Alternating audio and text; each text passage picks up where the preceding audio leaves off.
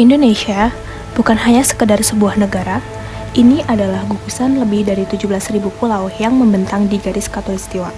Sebuah negeri dengan kekayaan alam melimpah, dari tambang emas di Papua, ladang sawit di Kalimantan, hingga laut yang menyimpan berjuta potensi hayati. Kita kaya bukan hanya karena tanah kita subur, bukan hanya karena laut kita luas, tapi juga karena budaya, tradisi, dan keberagaman yang hidup di setiap sudut negeri.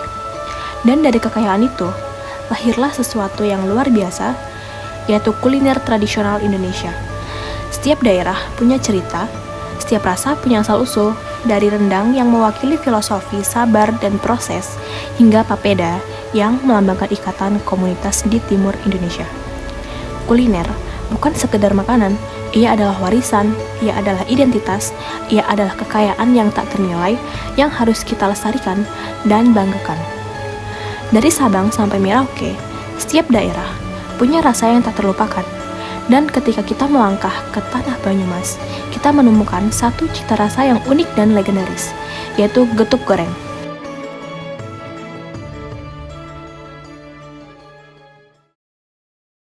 Salah satu usaha kuliner tradisional yang melegenda adalah getuk goreng Budiem.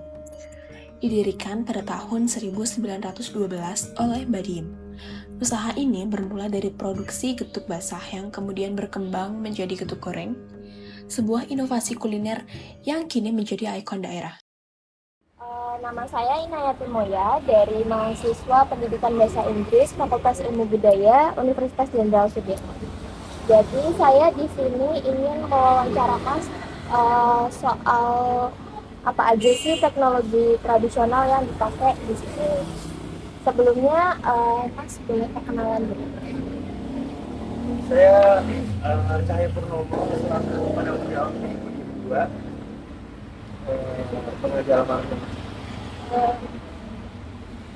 Sebelumnya saya mau tanya, di sini tuh alat tradisional yang dipakai itu apa aja?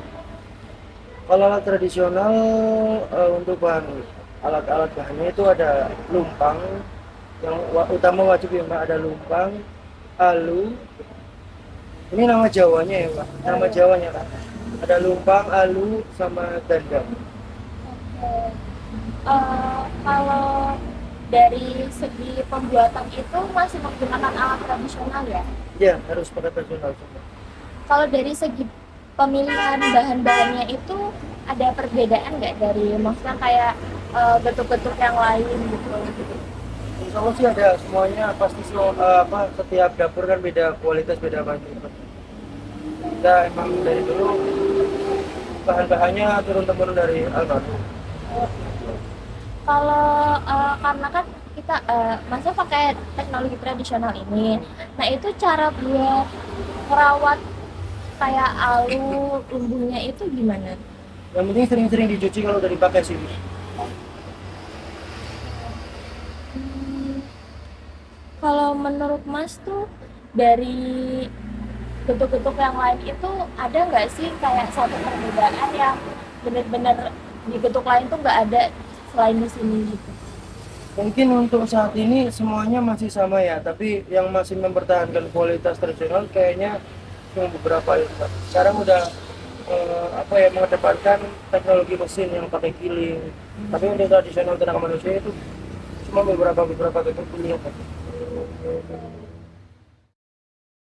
Proses pembuatan getuk goreng Budiem dimulai dari pemilihan singkong berkualitas tinggi yang didatangkan dari Wonosobo dan Temanggung. Singkong dari daerah ini dikenal tidak terlalu basah, sehingga menghasilkan tekstur yang padat dan tidak lengket saat ditumbuk.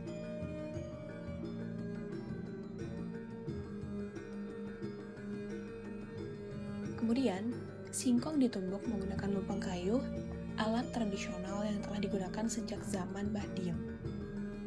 Tumpukan singkong kemudian dicampur dengan gula kelapa berwarna keemasan dan irisan kelapa yang memberi cita rasa manis alami sekaligus gurih dan tekstur yang khas. Adonan yang telah dibentuk kemudian digoreng. Proses penggorengan ini tidak hanya menjaga rasa, tapi juga menghasilkan lapisan luar yang kriuk dan tahan lama. Hasil akhirnya adalah getuk goreng dengan warna coklat keemasan, aroma khas gula kelapa, dan teksturnya di luar namun lembut di dalam.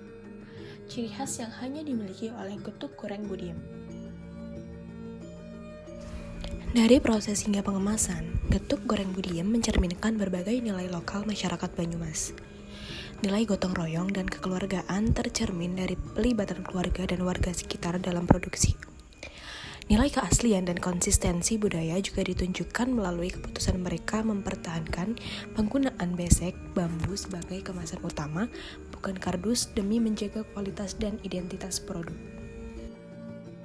Mas Cahyo Purnomo, putra dari Budiem dan penerus usaha ini, menegaskan bahwa semua dilakukan dengan tujuan mempertahankan rasa asli.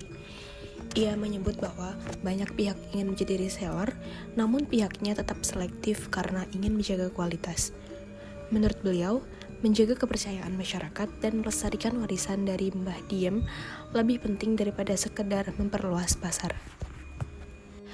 Melalui wawancara ini, kami belajar bahwa budaya bisa bertahan bukan hanya karena rasa atau tampilan, tetapi karena nilai-nilai di baliknya. Getuk goreng Budiem bukan hanya makanan, tapi simbol dari warisan keluarga, ketekunan, dan komitmen terhadap tradisi. Sebagai generasi muda, kita memiliki peran penting dalam pemajuan kebudayaan dengan mengenal, menghargai, dan turut serta melestarikan kekayaan budaya lokal seperti ini. Terima kasih kami ucapkan kepada narasumber dan masyarakat Sokaraja atas keterbukaan dan semangat pelestariannya. Mari kita jaga dan rawat kekayaan budaya kita, mulai dari hal sederhana seperti sepotong getuk goreng yang syarat makna.